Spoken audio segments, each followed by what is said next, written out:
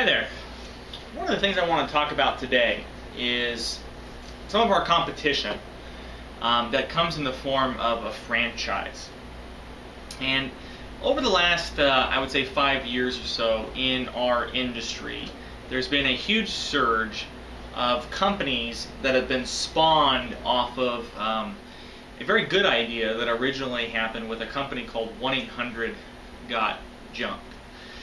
And if not everyone out there understands how a franchise works, I want to explain that to you in detail so at the end of this you can understand where some of our strengths lie in comparison to some of these franchise types of operations. Now, 1-800-GOT-JUNKED, Canadian-based company, we've all seen their logo. They're very well marketed. We've seen their trucks on the road. That big little blue, I shouldn't say big, but that blue bin that they have on the back of their truck there. And they park these trucks in very visible areas for a lot of different reasons. One, it's part of their marketing program, but two, is that they don't really have a place to park the truck. And I will explain that situation to you here in a second. So a franchise is basically there's a franchisor that has the original idea, probably has the original company in place, has an operation going somewhere, and they say, hey, this is a pretty good idea. We could probably franchise this, meaning we could sell this idea to other independent owner operators. And that's a big thing because it's drastically different than what eCycle Environmental is and what we're ever going to be. So you have a main company that sits somewhere that has a big call center, a big administrative staff, a big human resources staff. And then it sells a license to a local operator. And in the case of 1-800-GOT-JUNKED and the other franchise competitors, that license is usually a purchase price of $30,000 or something, somewhere along those lines. We don't need to get into detail about that. But you buy the right to use the 1-800-GOT logo, to use their system of business and their marketing structure. What's interesting about these programs, 1-800-GOT-JUNKED, Hunks Hauling Junk, Junk King, and there's a couple other ones, is that it's the trash and recycling industry. And they sell these franchise licenses to these independent franchise owners that buy these licenses. And they set up this network where these people go out and so-called receive leads from the call center, and then this truck goes out and does a pickup.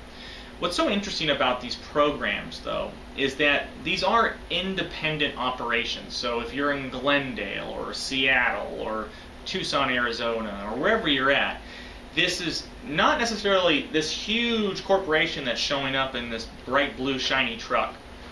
It's an independent gentleman, probably named Tom, Tom Berry or Jill Scott or something like that, and they are the owner-operator of the 1-800-GOT-JUNKED license.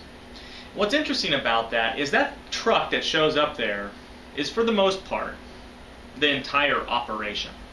There's nothing more to it. Jill Scott or the other gentleman, they don't even have an office for the most part. If they do, it exists in their home, or it might very well just be the truck. Now, there are some bigger market 1-800-GOT-JUNKEDs, but there are very few of them that actually have a physical location. So that creates some issues, I would imagine, owning a recycling company. Because how do you sort, how do you recycle items if you don't have a physical location to go to?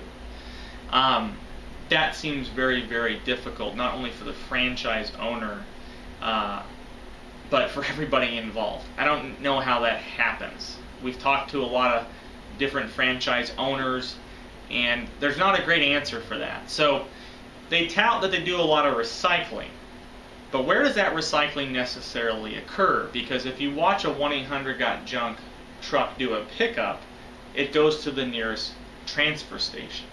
If you don't know what a transfer station is, that's a location where you dump your load of material, and then that material then goes from that location, which is in the inner city, to a landfill, which is on the outskirts of the city, almost always. There are different locations called MRFs, material recovery facilities and whatnot, but almost everything we've seen with these franchise organizations, everything goes directly to a dump. The recycling occurs if you even want to go to the 1-800-GOT-JUNK webpage and listen to their webinars and whatnot. They don't have a lot of solid answers for the recycling. They'll even go down to saying that that individual franchise owner might take something home.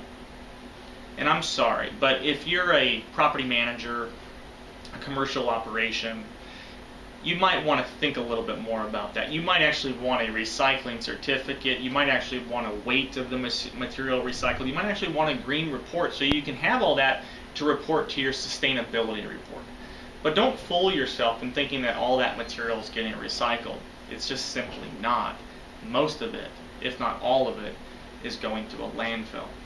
Obviously, if you have metal, metal has an inherent value to it. I would imagine that franchise owner is going to recycle that metal, obviously. But there are a lot of other things there that just aren't going to be sorted for donation, just aren't going to be sorted for waste to energy. It's all just going to go to landfill. Another interesting thing about that, so now we've kind of cracked the code on that you're really just dealing with an individual owner-operator that only has so many resources at their fingertips. They are also very expensive, and their trucks are very small. The last we looked, their minimum pickups were running about $120 a minimum pickup. Our minimum pickups are $75.